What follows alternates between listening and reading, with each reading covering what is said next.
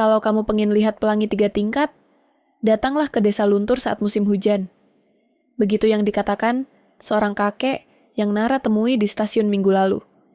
Dan, sebagai orang yang pantang menolak rasa penasaran, Nara kini berdiri di tengah ladang ilalang, dengan sepatu penuh lumpur, kompas digital yang error, dan senyum separuh pasrah. Baik Nara, kau tersesat lagi.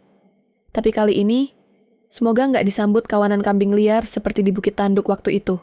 Gumamnya sambil menepuk debu dari ranselnya. Langit mendung menggantung di atas kepalanya.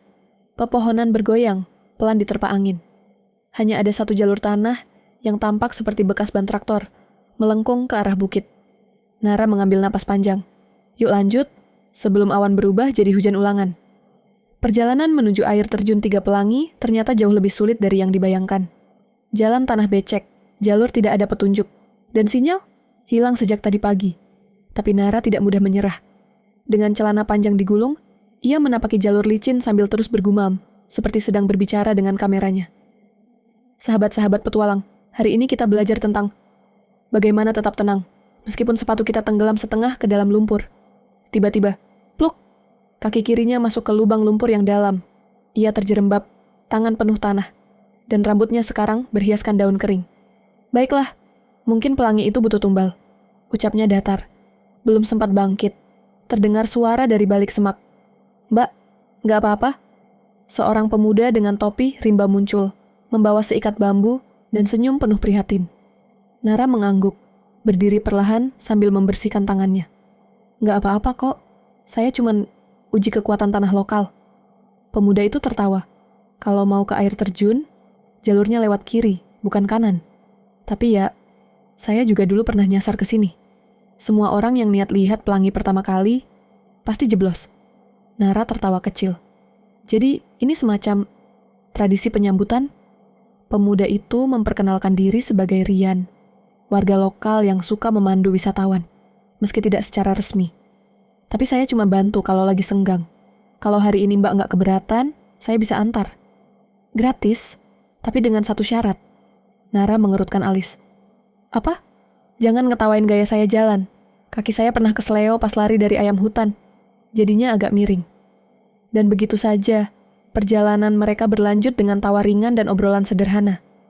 Nara merasa seperti kembali ke masa kecil, di mana bertemu orang asing bisa semudah bertukar senyum dan kalimat pertama.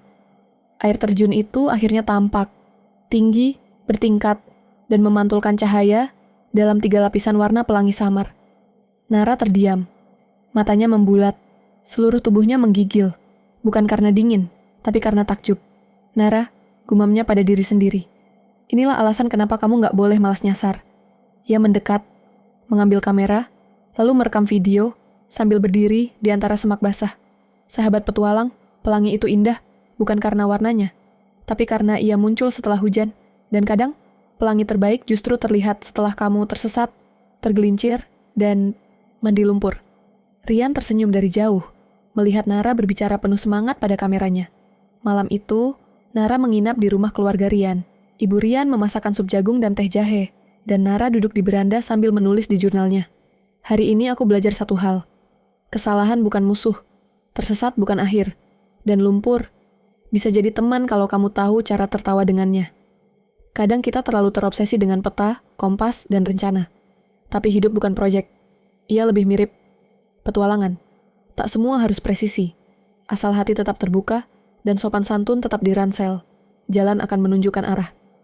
Keesokan harinya, sebelum pergi, Rian memberinya seikat kecil bunga liar dan sepotong kayu yang diukir bentuk pelangi.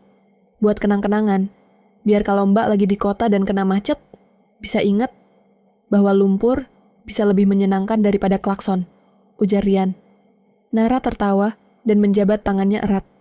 Terima kasih Rian, ini perjalanan yang enggak akan aku lupa. Dan saat ia naik ke mobil angkutan untuk kembali ke kota, Nara menoleh keluar jendela, melihat jejak langkahnya yang sempat tenggelam dalam lumpur. Tapi disitulah ia pertama kali belajar bahwa tersesat bukan berarti salah arah. Kadang, itu satu-satunya cara untuk melihat pelangi.